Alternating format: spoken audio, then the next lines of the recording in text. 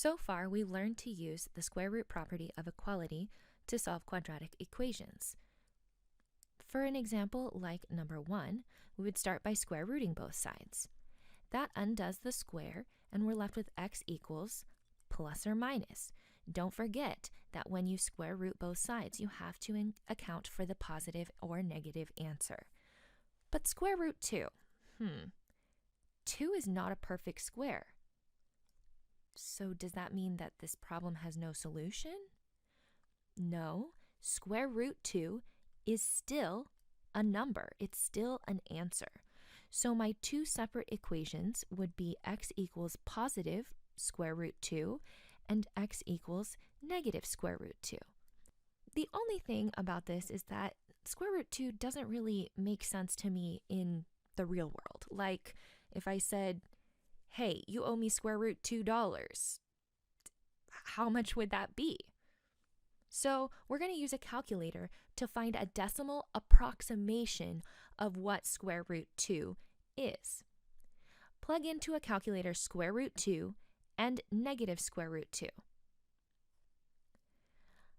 Square root 2 is approximately, so I'm going to use this little squiggle equal sign, approximately 1.41 blah, blah, blah.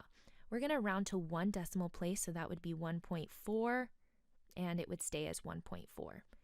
Now, when you plugged in negative root 2, you get approximately negative 1.4. The square roots are your exact answers. So negative root 2 and positive root 2 are the exact answers to this equation. But the rounded answers are x is approximately negative 1.4 and positive 1.4. To solve example 2, we make sure that whatever is being squared has been isolated, and it has, so we can begin by square rooting both sides. This leaves us with x minus 3 equals, don't forget that plus or minus, and is 17 a perfect square? No, it's not, so we're going to leave this as square root 17. Now I have two separate equations.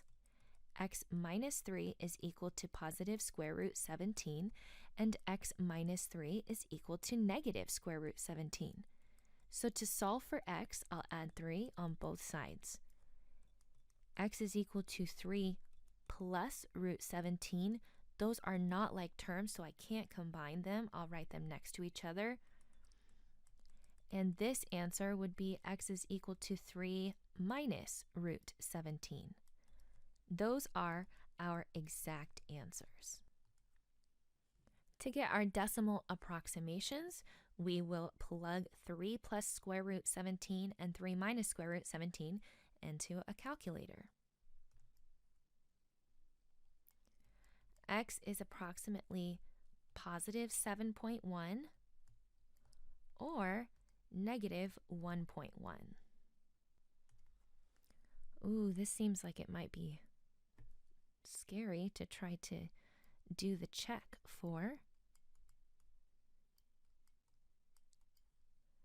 But let's see. 3 minus 3 is 0. Square root 17 is being squared. Is that 17? Yes, it is.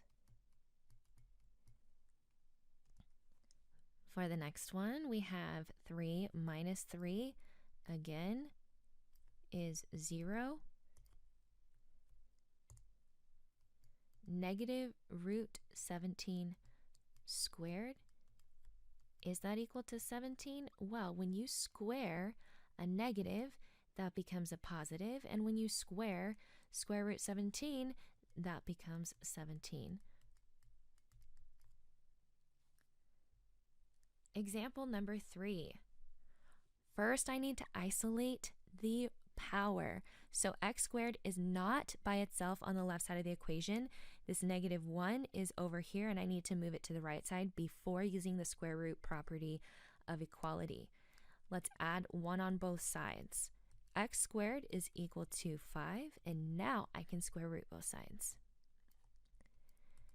X is equal to, don't forget that plus or minus, And is 5 a perfect square? Nope. So we're going to put square root 5. My exact answers are positive square root 5 and negative square root 5. Plug those into a calculator to get your rounded answers.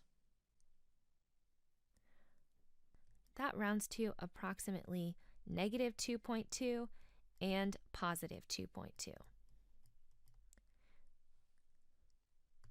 Remember, when you check, you always use the exact answer. What is the square root of 5 squared? That's simply 5. 5 minus 1, is that 4? Yes. We'll complete our other check with negative root 5. Negative being squared is a positive. Root 5 being squared is positive 5. Minus 1, is that 4? Yes, it is. My first step is to isolate the power. So I'll start with subtracting 1 on both sides.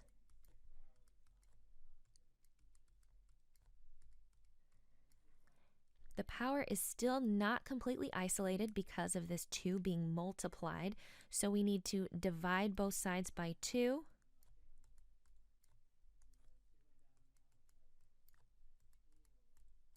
Now, let's square root both sides.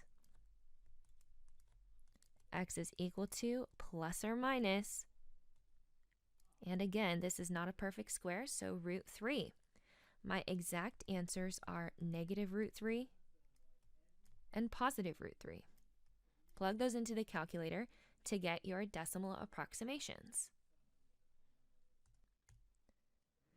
And those round to negative 1.7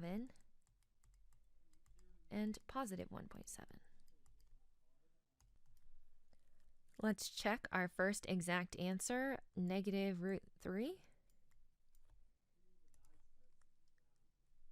Okay, this piece right here, remember we have a product. The 2 is being multiplied by the thing being squared. Remember, exponents come before multiplication. So negative being squared is a positive. So the result will be positive. And root 3 being squared is just 3. That will be multiplied by 2 plus 1. 2 times 3 is 6, plus 1 is 7. Positive root 3 being squared is 3.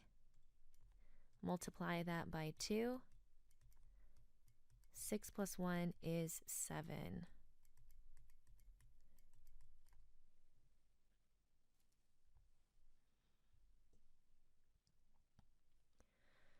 For example, 5, the power is x plus 1 to the power of 2. And so we need to isolate that before square rooting. First, I will subtract 2 on both sides.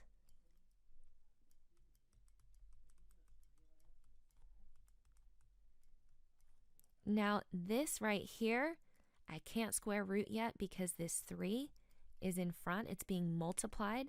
So I will divide both sides by 3 to isolate the power.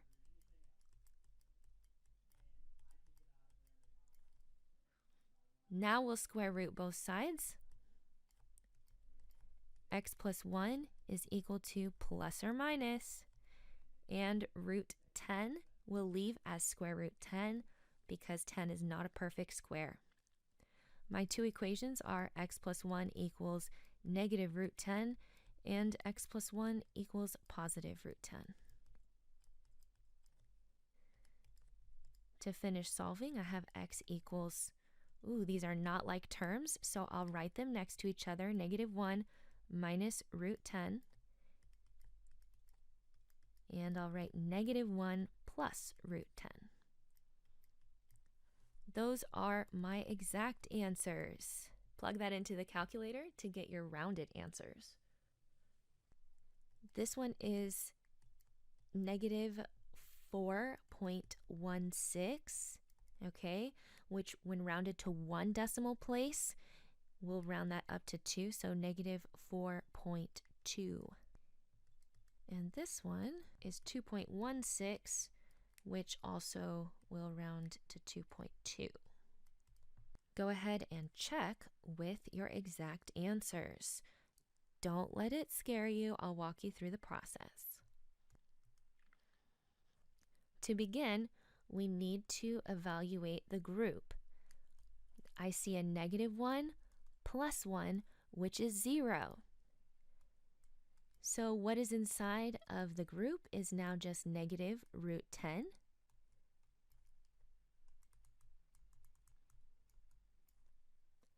Negative being squared is a positive, so I know this will be a positive. And root 10 being squared is 10, multiplied by 3 still. 30 plus 2 is indeed 32. Try the next check on your own, and then check when you're ready.